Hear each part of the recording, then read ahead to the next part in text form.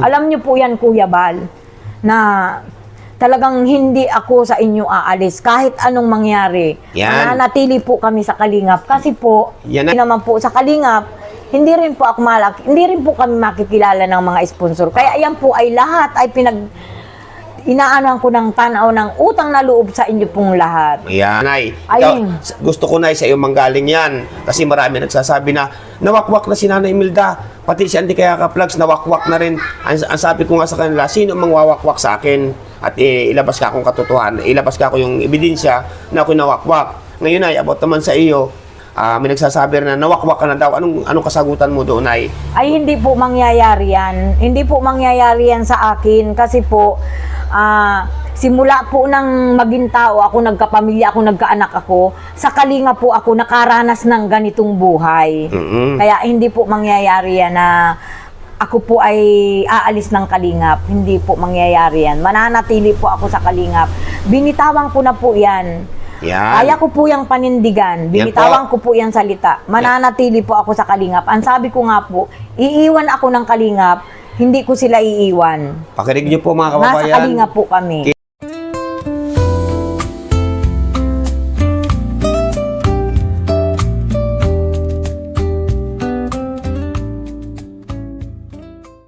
Ayun, good morning, good afternoon, good evening sa lahat. Welcome to my YouTube channel, Roselski TV. Ayun guys, andito tayo para reaksyonan ang vlog ni Kuya Andy Kayakap. Ito po ay vlog niya kahapon, upload niya at gumagawa na ng paraan itong si Kuya Andy para malinaw para tukuyin kung saan talaga nagmula itong issue na to guys, kasi medyo gumugulo na talaga, di ba? At abot pa ata kay Tulfo or sa isang demandahan ang mga nangyayari ito guys, pero wag naman sana guys. Siguro naman ito ay maayos sa tamang usapan dahil Kalingap din Kalingap laban sa Kalingap lang ito guys pero bago ang lahat pakisuportahan po muna ang ama ng Kalingap, Kuya Val Santos Matubang at Edna Vlogs at Kalingap Rap. At dito ay may nasabi si Nanay Imelda na talagang hindi sila aalis sa Kalingap sila ni Joy, di ba guys, kahit na anong mangyari. At eto guys, start na po tayo. Nay, kaya ako pumunta dito, Nay, kasi gawa ng dadayo ng kwentuhan sa iyo at hinanap ko talaga kanina doon nagpunta muna ako na Ria doon sa titirahan nilang bahay ay wala si Ria, wala doon. May nagsabi sa akin na may pinuntahan daw, kaya sabi ko dali ako dumiretso dito, baka ako nandito si Ria. Nagkakausap pa kayo na ni Ria? Wala na po, Kuya. Matagal na, Kuya. Hindi, isang linggo na nga po. Na hindi kami nagkakausap. Kahit nga po yung anak niya, hindi na pinupuntahan. Si Bibi Diwata, Opo, isang linggo na, Kuya. Pero tuloy kanyang pasok sa school. Na-eskwela naman daw po. Napasok naman daw po. Sabi nung kaklase niya, yung katulong niya, Kuya Andy, sa paggagawa ng paninda niya. Napasok man daw po. Kaya hinahanap ko na si Ria kasi may gusto akong linawin sa kanya at itanong. Kasi daw po, Kuya Andy? Gawa ng siguro may isang buwan na may isang buwan na kami hindi nakikita ni Rhea. Opo. At hindi rin nga kami nagkakausap. Opo. Minsan tinawagan ko siya minsan pinipm ko siya, sinachat ko, wala namang reply sa akin. Minsan tinatawagan ko rin siya. Minsan nung huling tawag ko sa kanya, sumagot yung asawa. Ang sabi ko nga ay gusto ko makausap si Rhea, ay wala daw si Rhea. Ngayon umaga kanina, sabi ko kagabi, pupuntahan ko nga si Rhea sa kanila at doon talaga ang punta ko. Opo. Ay wala daw doon si Rhea, sabi ng kapitbahay, sarado yung bahay. At ayun guys, yung naging sagot ni Nanay Imelda kay Kuya Andy na hindi pala talaga sila nagkikita na matagal na, siguro daw ay mga isang linggo na silang hindi nagkikita. Yung kuha nga doon sa bata, doon sa anak sa kanila para man lang makasama or para isimba ay hindi nagawa nitong si Rhea. Bakit kaya nagtatago itong si Rhea, ayaw niyang magpakita man lamang kahit kay Kuya Andy para magpaliwanag kung totoo ba talaga yung kanyang My Day na yon na si Kalinga Prab yung kanyang pinatutungkulan o hindi. Guys, mas maganda kasi guys kung talagang sa kanya mismo manggaling yung paghingi ng tawad kay Kalinga Prab, hindi kay Nanay Melda or kay Joy, 'di ba? Mas maganda na siya mismo ang humingi ng sorry, pero sa nangyayari guys ay hindi niya magawa na mag-sorry kay Kalinga Prab. Siguro talagang meron ito sa likod guys. Merong nagko-control dito kay Rhea. At ito po, diretso pa po natin yung mga pag-uusap ni Nanay Melda at ni Kuya Andy. Hindi Kuya Yun. Andy. Galing po ako ngayong umagang-umaga ka na Rhea, mga kababayan. Ngayon bagamat na wala si Rhea, Opo. ngayon may tatanong ako sa iyo, Nay, anong masasabi mo, Nay, sa mga nangyaring itong mga nagdaang linggo, nagdaang araw, about kay Rhea? Anong masasabi mo doon, Nay?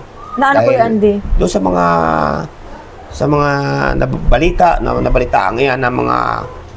Kuya Andy, wala nga po kaming signal, kaya wala po akong naano. Oo. Kahit po sa cellphone, di po ako nakakapag Kuya Andy. Hindi mo rin kasi wala nga signal. Opo, hindi man po siya sa akin nagsasabi. Wala po Kuya Andy, kaya wala po akong alam. Kasi minsan may nag-PPM sa akin na... Ano daw po Kuya Andy? Na ganito raw, kung alam ko daw na si Rhea may mga binibitiwang salita na gano'n. Sabi ko, wala nga akong alam dyan. Pati si Nanay Milda nga ako, alam ko, wala rin alam sa Wala nangyaring po yan. Kuya Andy. Ayan po mga kababayan. Wala po. Ngayon, anong masasabi mo, Nay, sa mga nangyaring iyan, ng mga pambabas kay Rhea, sa mga nangyaring post na yan? Anong masasabi mo, Nay? Yan po sa sinasabi na yung mga post, kung may post man po, wala po akong masasabi kasi wala po talaga akong alam. Kung anak ko po baga si Rhea, ay hindi ko na po alam kung ano yung niya kasi malayo po yan sa amin. May sarili na po yung bahay. Pero kung naandito po siya sa puder ko, alam ko po kung anong nangyayari sa kanya. Sa ngayon po, wala po akong alam. At wala po yan dito sa amin. Bihira nga po yan pumunta dito. Minsan po pag Sabado, hinihiram po yung anak niya. Ibabalik po yan linggong gabi. Yun lang po ang pagkikita naming mag-ina. At ayun guys, talagang ginigiit ni Nanay Melda na talagang wala siyang alam dito sa mga issue na to.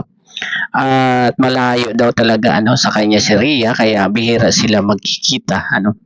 At siguro daw kung nasa poder niya itong si Rhea ay talagang alam niya yung mga kilos nitong si Rhea. Guys, yun ang sinabi nitong si Nanay Melda. Talagang wala sigurong alam itong si Nanay Melda sa mga nangyayari. At ito guys, diretso po natin. Yung mga nangyaring post na yan, nalaman mo na yan.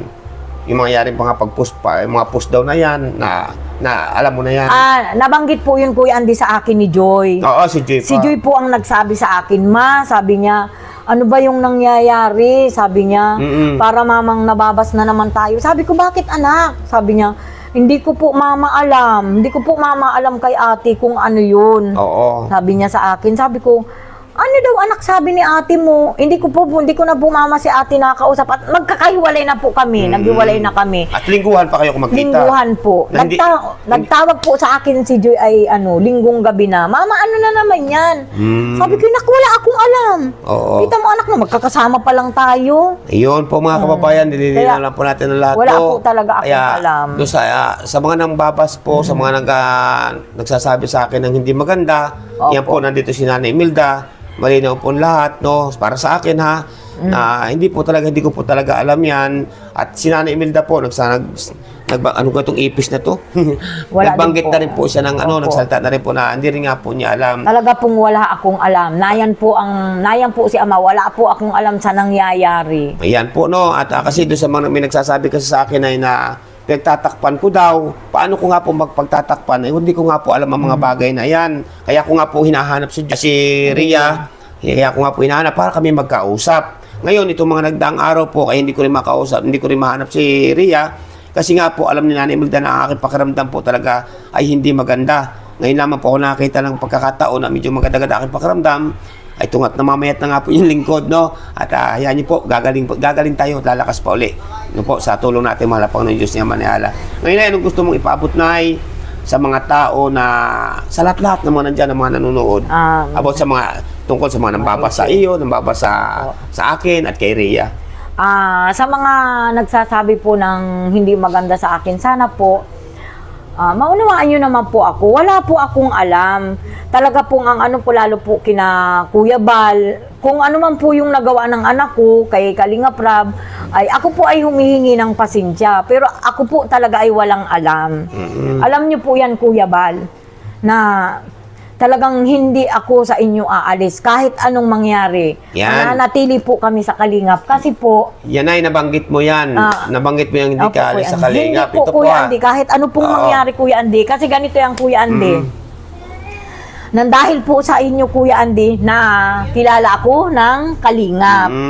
Kaya nang dahil po sa Kalingap, nakilala naman kami ng mga sponsor. Oo, tama. Ito po, Kuya Andy, nangyayari sa buhay namin, talaga pong ang ano ko po talaga, ang utang na loob ko, Kuya Andy, nasa iyo, nasa Kalingap at nasa sponsor. Oo, tama yun. Kasi po kung hindi naman po sa Kalingap, hindi rin po ako hindi rin po kami makikilala ng mga sponsor. Kaya yan po ay lahat ay inaanuhan ko ng tanaw ng utang na loob sa inyo pong lahat. Ayan.